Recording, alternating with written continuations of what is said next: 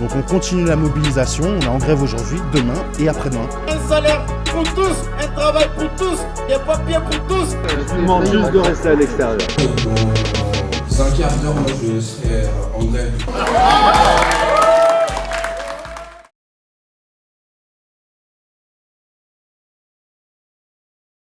C'est un peu comme les chiottes.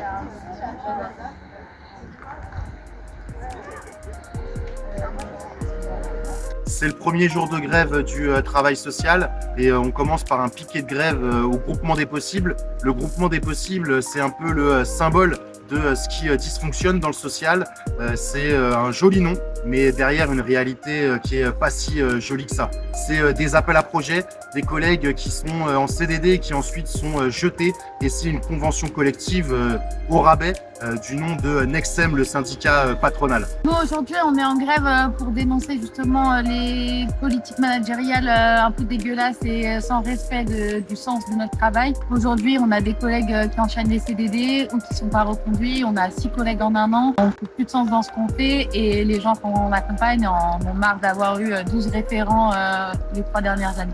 L'idée aussi, c'est vraiment de s'inscrire dans le mouvement des 3 jours de défense du travail social et des conditions de travail des travailleurs sociaux. Parce qu'on imagine, et si on travaille en tant que travailleur social, c'est pour défendre un projet de société plus juste, plus égalitaire. C'est important de mettre dans la rue, de le dire et de aussi réhabiliter à la fois la valeur de notre travail et les personnes qu'on accompagne.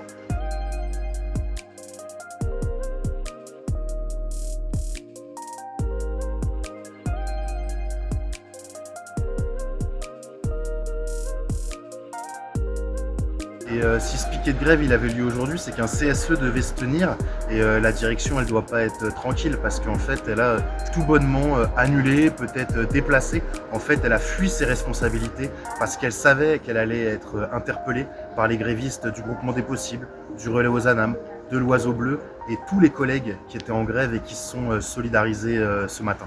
Tout ce qu'ils ont, ils l'ont volé, ils l'ont volé.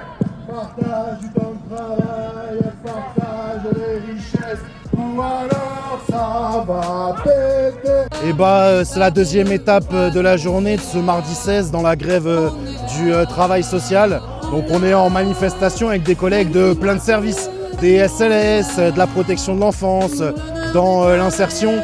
Il y a aussi des AESH qui bossent dans les écoles qui se sont mis en grève et qui participent à cette manifestation.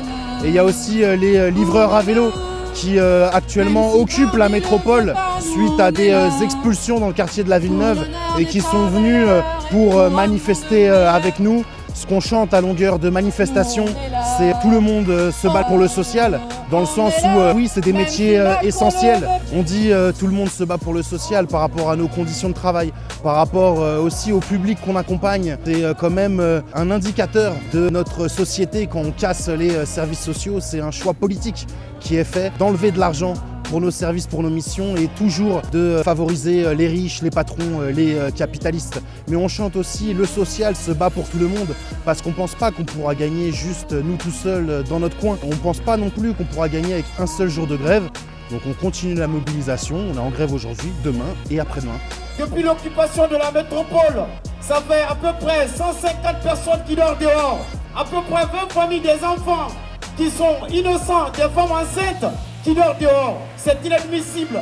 Avec les camarades travailleurs sociaux, notre soutien est là parce qu'il faut changer les salaires. Il faut changer, il faut les accompagner, il faut les soutenir parce qu'ils ont besoin, c'est normal. Et on voit que de plus en plus, il y a le pire qui se passe.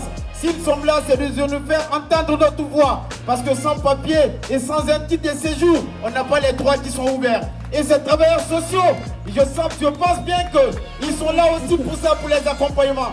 Mais comment on peut accompagner des personnels qui vivent dans la misère? Comment on peut soutenir des gens qui vivent dans la galère? Un salaire pour tous, un travail pour tous, des papiers pour tous, c'est normal. Il faut absolument que la masse se lève avec une solidarité, de faire entendre la voix de tout le monde. Comme la plupart de nos institutions, l'école est elle aussi en train de crever la gueule ouverte. L'école obligatoire, C'est l'obligation de l'État de scolariser tous les enfants et de leur dispenser gratuitement une éducation laïque dans des conditions dignes.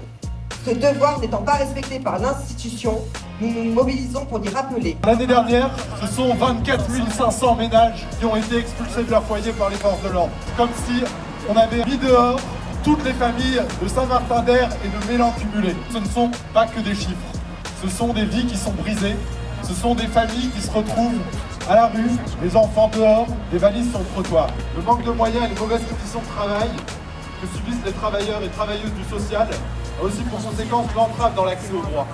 Ce métier de travailleur ou de travailleuse du social est un métier porteur de sens, choisi par vocation, qui est trop souvent détourné de sa fonction première pour servir de supplétif aux forces répressives de l'État.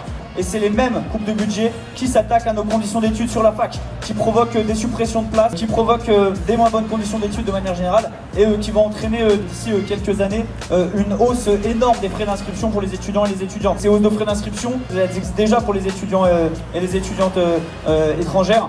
C'est ces mêmes attaques aussi qui engendrent la réforme des diplômes dans le travail social et qui va encore une fois de plus précariser les travailleurs et les travailleuses du social dès la formation, et on se bat aussi contre tout ça. Donc pour la CGT, c'était important pour nous d'appeler à ces journées de grève. Le programme, à la fois il est un peu chargé et un petit peu ambitieux, mais on trouve que c'est à l'image de la réponse nécessaire face aux attaques qu'on subit au quotidien. À la CNT, nous faisons, comme vous tous, le constat d'une dégradation accélérée de nos conditions de travail avec des moyens qui s'amenuisent de jour en jour. Alors que la pauvreté augmente, on assiste dans le champ politique à une démolition systématique des droits des personnes dans une ambiance délétère qui stigmatise les précaires, les minorités, les étrangères, les étrangers, faisant ainsi le jeu d'une extrême droite envahissante. Une de vos revendications, au-delà des moyens de faire, c'est de dire halte à la marchandisation du travail social. En fait, on est en train de changer de disposition sociale. On est presque en train de changer de paradoxe. Avant, on nous disait que c'était de l'argent pour les pauvres, de l'argent pour les feignants, et que c'était de l'argent qui était mal utilisé. Et on est en train de changer, où en fait, finalement, sur ces missions de solidarité, on pourrait se faire de l'argent. Donc on voit des fondations qui se développent, on voit des grandes entreprises qui veulent investir dans le social pour avoir d'une certaine manière un retour sur investissement. C'est aussi la tarification à l'acte. On va nous demander de coter des actes éducatifs. Voilà, pour un jeune en foyer, combien est-ce qu'il faut d'actes éducatifs? 5-6 en moyenne. Et on va les financer de cette manière-là. Pareil dans le changer handicap, il y a une réforme qui s'appelle Sérapin PH et qui pour nous, en fait, est en train de transformer le social, les gens qu'on accompagne, nos collègues, nos services, en marchandises. Tout le monde se bat pour le social et le social se bat pour tout le monde et tout le monde. Le social. C'est 17 rue Abbé Grégoire pour tenir une assemblée générale de grévistes. Qu'on se dise ce qui a bien marché aujourd'hui, peut-être ce qui a moins bien marché, qu'on organise à minima les 2 prochaines journées de grève, mais aussi la suite. Donc voilà, on est devant ce conseil départemental, le chef de file de l'action sociale. Bon, apparemment, ils n'ont pas embauché des nouvelles assistantes sociales dans les SS ou à l'ASE, mais ils ont des beaux vigiles. Alors on vous le dit, c'est pas contre vous, messieurs. On aurait bien aimé une porte un peu plus ouverte. Hein, les professionnels du lien et de la relation que nous sommes, trouvons que cet établissement est un peu fermé. Et on le dit souvent, on se bat contre les suppressions de postes, contre les licenciements. Mais comme on est un peu taquin, on a un petit slogan pour Monsieur Barbier, parce qu'on lui souhaite pas exactement la même chose qu'à l'ensemble de nos collègues. Et licencions Barbier, et sans indemnité, licencions Barbier, et sans indemnité. Voilà, on a attaqué nos 3 jours de mobilisation dans le travail social et médico-social aujourd'hui, avec un piquet de grève ce matin pour soutenir des collègues en lutte et mobilisés pour leur convention collective et leurs conditions de travail qui tenaient un piquet de bon matin. On a pu enchaîner ça avec une manifestation dynamique cet après-midi, accompagnée par les livreurs à vélo et des familles expulsées de leur logement qui occupent actuellement le siège de la métro. Et on a pu terminer la journée par une assemblée générale pour envisager la suite de notre mouvement, les 2 prochaines journées et puis même au-delà. On était une quarantaine à l'assemblée générale de grévistes et les constats qu'on a fait, c'est que partout il manque des moyens, que partout on bosse en sous-effectif et qu'à certains endroits il y a quand même des directions qui ont un management encore plus toxique que d'autres. On a aussi senti cette solidarité et c'est aussi une manière de rompre l'isolement. Là, cette assemblée générale, elle a validé la feuille de route sur les prochains jours. Demain, on sera en piquet de grève, on sera en rassemblement. On va aussi organiser un plateau radio dans la semaine. Donc voilà, c'est le premier jour de cette mobilisation et on continue dès demain.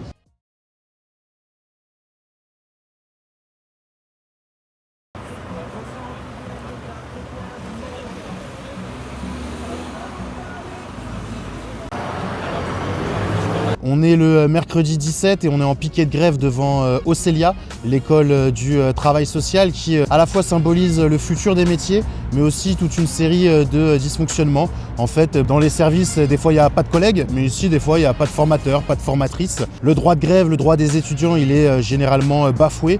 On a même eu la chance de rencontrer Bertrand Moulin. On connaissait déjà M. Grange, on a rencontré M. Moulin qui vraiment n'était pas content du tout que le piquet puisse se tenir. Il y a monsieur le directeur général de Célia qui est là, il faut discuter avec vous. Vous savez, monsieur, quand on dit en interne, à partir du moment où il y a une question. Je demande juste de rester à l'extérieur. En fait, moi j'ai pas de problème avec la thématique. Et je souhaiterais que vous restiez dans l'espace public. À partir du moment où il y a une question syndicale dans un lieu de travail, il y a possibilité en interne de diffuser la propagande syndicale. C'est très bien. Je vous demanderai de la diffuser dans l'espace public. Histoire qu'il n'y ait pas de problématique au niveau des personnes qui sont en interne. Mais j'en sais, je vous en remercie. Moi je vous ai juste demandé ceci. Ce serait pas la problématique si on les traite. C'est ok? C'est bon? Bah non. Bah non. Mais en fait, les directeurs, les patrons, les directeurs généraux, ils peuvent rien faire face à la force du collectif quand nous, on est tous solidaires. Du coup, on est à Océlia aujourd'hui, on est plusieurs étudiantes à être présentes parce que ça fait plusieurs mois qu'on dénonce des qualités de formation qui sont détériorées. Donc on a des cours qui sont annulés, on ne sait pas bien pourquoi, qui ne sont pas remplacés. On constate qu'il y a une grosse difficulté à trouver des stages ou des apprentissages parce que peu de salariés peuvent encadrer des étudiants et étudiantes, peu de diplômés peuvent encadrer des étudiants et étudiantes. Quand on fait remonter ces difficultés, on n'est pas écouté, il y a peu de choses qui sont mises en place. Du coup, on est hyper inquiète parce qu'on ne peut pas parler de politique à l'école, c'est clairement des indications qui sont données, donc on étude et qu'on tente d'aborder des sujets politiques. On se dit qu'en fait, on est un peu le miroir du social tel qu'il est, et on est les futurs travailleuses sociales et juste ça n'est pas satisfaisant et ça ne fonctionne pas. Du coup, ça nous génère plein d'inquiétudes. On est censé être formés pour prendre soin des gens, à prendre soin des plus précaires et des personnes en difficulté. Et du coup, on aimerait que cette mobilisation elle puisse continuer, on aimerait être reçu, écouté par la direction et c'est pour ça qu'on est là et qu'on continuera d'être là tant qu'il faudra.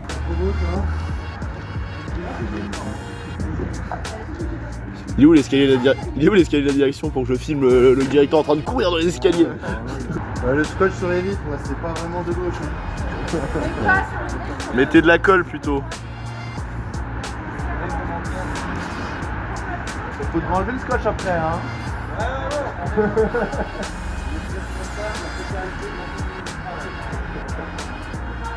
Allez, on y va. Par là.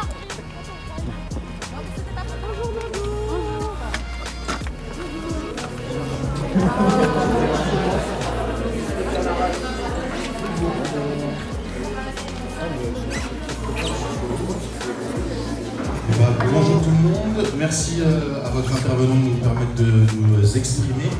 On est aujourd'hui, vous avez vu, on est depuis ce matin en piquet de grève devant votre école pour revendiquer sur les questions du social en général. Ça a lieu dans une mobilisation qui dure 3 jours, qui a commencé hier et qui va continuer demain. Là, simplement devant vous, il y a, 100, 150 ans d'expérience de travail social sur le terrain. Venez, on discute ensemble.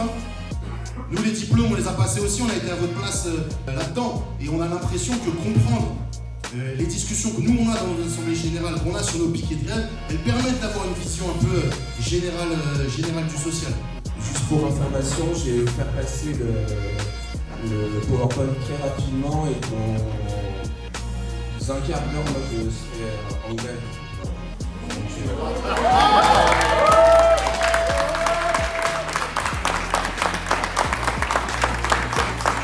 On est toujours le mercredi 17 décembre Et on est entré dans un amphi où il y avait cours à 10h30. Il y a eu une intervention générale avec toutes les personnes qui étaient présentes au piquet ce matin avec un objectif de motiver et de mobiliser les étudiants et étudiantes qui étaient présents à nous rejoindre sur le piquet de grève et à faire grève et à se joindre à la mobilisation.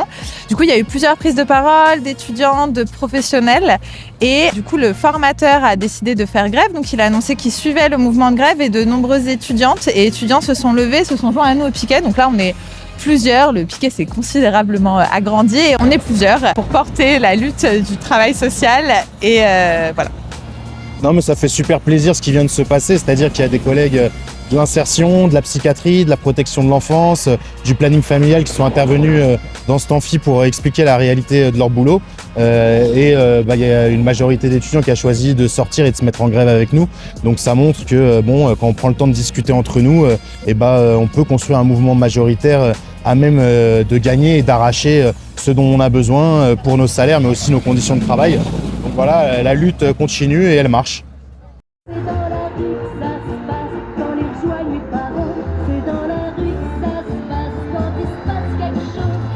On est devant le siège de la Page pour un rassemblement contre la répression en général. C'est-à-dire qu'on voit que dans toute une série de services, les procédures disciplinaires se multiplient et que c'est une manière de pressuriser les collègues, alors que le problème c'est le manque d'effectifs, le manque de moyens, mais aussi contre la répression syndicale qu'ont subi Catherine et Richard. Ils ont été suspendus par leur employeur après avoir fait une alerte sur les risques psychosociaux et l'employeur a utilisé cette alerte pour expliquer que le problème, ce serait en fait les syndicalistes et celles et ceux qui dénoncent les conditions de travail qui se dégradent. L'inspection du travail, elle a refusé ce licenciement, donc les collègues sont réintégrés, mais on sait que ce patron de la Page, il pourrait être particulièrement revanchard, donc on est très vigilant et on tient à saluer son manque de courage, c'est-à-dire qu'aujourd'hui il a vu une réunion dans son siège, à l'annonce du rassemblement, et il a choisi de le délocaliser à Villefontaine. Donc voilà, les patrons, franchement, ça fait les gros bras, ça fait les voyous quand ils veulent réprimer, mais par contre, dès qu'il y a eu de la solidarité, ça prend ses jambes à son cou et c'est tant mieux, ça veut dire qu'ils ne sont pas si forts que ça. Donc il faut savoir que le 1er septembre 2025, qui restera longtemps gravé en nous, nous sommes venus travailler comme n'importe quel autre jour. Bien sûr, depuis des mois, nous avions compris que quelque chose se tramait contre nous. Les signaux étaient là, mais on n'est jamais préparé à vivre ce qui s'est passé. On ne peut pas l'être. En arrivant, 2 directeurs nous attendaient. Tout a basculé en une fraction de seconde. Donnez vos clés, vos portables professionnels. Vous êtes suspendus à titre conservatoire sans salaire. Vous serez convoqué à un entretien préalable en vue d'un licenciement, vous partez. Évidemment, on est en total soutien contre la répression que vous vivez depuis 2 ou 3 mois. Nous, à la CGT, on a déjà été l'objet. Je vous apprends pas que Sophie Binet a dit, en parlant des capitalistes, que en fait, c'est des rats qui quittaient le navire. Et du coup, elle a eu une plainte. Donc, face à la radicalisation du patronat qui est de pire en pire afin de continuer une exploitation massive, opposons notre solidarité, notre combativité. C'est par la lutte et l'action collective qu'on arrivera à faire entendre nos voix. Ces 3 jours de mobilisation, ils doivent aussi nous permettre de bâtir solidement des collectifs de lutte et de mobilisation dans nos secteurs, parce que nos employeurs qui prétextent sans cesse la baisse des dotations, la baisse de moyens, etc., ils se font juste le rouage d'une exploitation exacerbée et ça passe entre autres par la répression, mais en plus de broyer les collègues qui, vous le disiez aussi, démissionnent, s'en vont, quittent le secteur ou finissent en arrêt maladie et maintenant vont jusqu'à se faire réprimer parce que des positions syndicales sont exprimées pour défendre les collègues, pour défendre les conditions d'accueil et d'accompagnement de nos publics. Et face à ça, effectivement, il n'y a que la solidarité qui peut l'emporter, le fait de se connaître, de se rencontrer, de se mobiliser, de passer du temps ensemble sur les piquets, dans les manifs.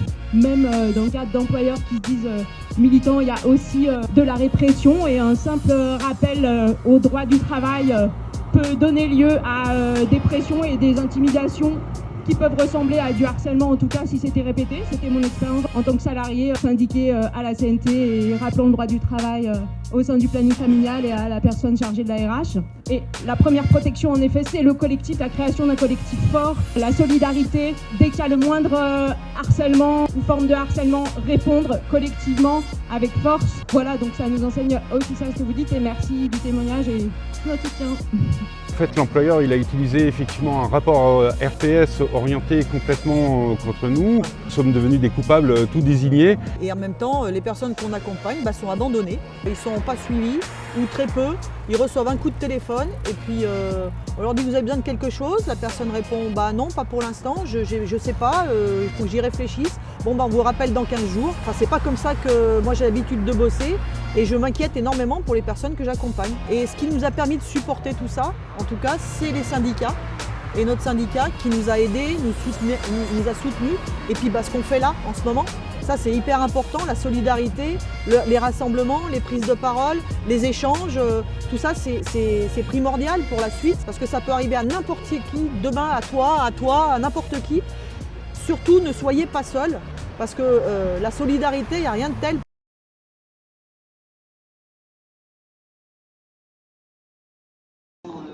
Ah oui, tu vois qu'il y a des gens qui ont prévu de venir envoyer un intervention. Et du coup, voilà, on va recevoir Baptiste, qui est éducateur de rue en prévention spécialisée. Prévention spécialisée, c'est ce qu'on appelle les éducs de rue. On a un mandat qui n'est pas un mandat nominatif, on travaille à la protection de l'enfance. Et il y a une personne qui nous dit tu vas bosser avec tel ou tel jeune. On a un mandat qui est territorial, ça veut dire qu'on intervient sur un quartier ou des quartiers. On fait partie en fait ces travailleurs sociaux qui ne sont pas obligatoires. Il y a plein de départements, il y a non plus d'éducs de haut. Je ne pense pas que les gens ont forcément moins besoin de travailleurs sociaux de proximité. Et quand elle se maintient, en fait, c'est soit avec des baisses de budget, soit avec des budgets constants. Donc de fait, avec moins de moyens, ça ne prend pas en compte l'inflation, etc. La prévention spécialisée, comme aussi une compétence facultative des conseils départementaux, c'est très souvent la variable d'ajustement. Donc je te disais, il y a eu des suppressions importantes de postes, de la disparition de la Prève, mais il y a aussi des grandes mobilisations depuis longtemps. Il y a quelques années en Ardèche, la Prève elle a failli disparaître, les collègues, les familles, les partenaires sont battus, ont réussi à la maintenir. À Poitiers, ils ont connu des énormes coupes. En ce moment, on a des collègues à Nantes qui sont en grève reconductive depuis plusieurs semaines, puisqu'on veut leur sucrer 4 semaines de congés payés. Quand on touche à la Prève, qui est facultative, on s'attaque à l'ensemble du secteur du travail social, et on s'attaque aussi au quartier populaire. On est le jeudi 18 décembre pour notre 3e jour de grève. Ce matin, on s'est retrouvé avec des collègues dans un café qui s'appelle le Tranquillou et on a animé une émission radio pendant 1 heure. On a aussi organisé la suite de la journée. On est allé voir quelques collègues pour les sensibiliser à la grève. Et là, on est devant le conseil départemental à nouveau pour revendiquer sur les questions de protection de l'enfance. Oui, bonjour. Du coup, on s'est dit que c'était important dans ces 3 jours de grève ici en Isère de venir devant le département, solliciter, venir interpeller notre cher président du département, M. Barbier. Mais bon, on trouve toujours porte close quand on arrive ici.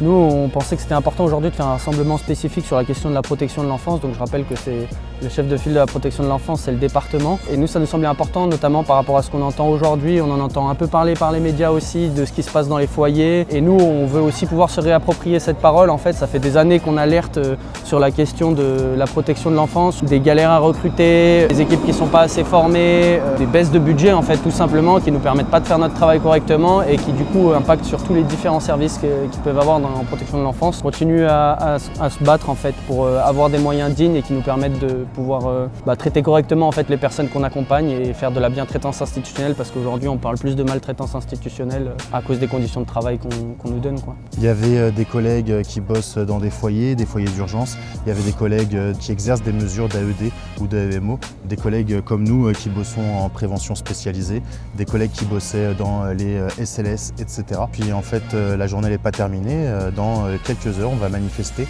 en solidarité avec les réfugiés et les sans-papiers. Voilà, sur ces 3 jours de grève, on a pu aussi se lier et rejoindre des collectifs de personnes directement concernées aussi qui viennent lutter pour leurs droits. Et nous, aujourd'hui, c'est un axe important aussi de notre lutte en tant que travailleurs et travailleuses sociales, c'est de pouvoir discuter aussi avec les personnes qu'on accompagne et pouvoir aussi se joindre à leur combat. Donc c'est ce qu'on va faire cet après-midi. Donc on est toujours jeudi 18 à la manifestation de solidarité avec les sans-papiers. C'était normal de clôturer ces 3 jours de mobilisation, de grève dans le social et le médico-social en participant en cortège à cette manifestation, parce que c'est aussi tout un symbole de à la fois la convergence des luttes mais aussi la question du sens des métiers. Il y en a marre d'appliquer des politiques racistes, il y en a marre de discriminer les MNA, et en fait nous ce qu'on sait dans nos boulots, c'est que priver des gens de papier, en fait c'est les priver de droit. Donc leur slogan c'est si on s'arrête, le monde s'arrête. Et bien évidemment que quand les travailleurs, les travailleuses arrêtent d'aller bosser, et c'est là où on voit notre vraie force. Les livreurs à vélo qui occupent la métro, les aides à domicile qui occupent la métro nous montrent aussi ça. Donc on est aussi d'une certaine manière, on conclut ces 3 jours de grève par la convergence des luttes et une question très importante sur le sens de nos boulots.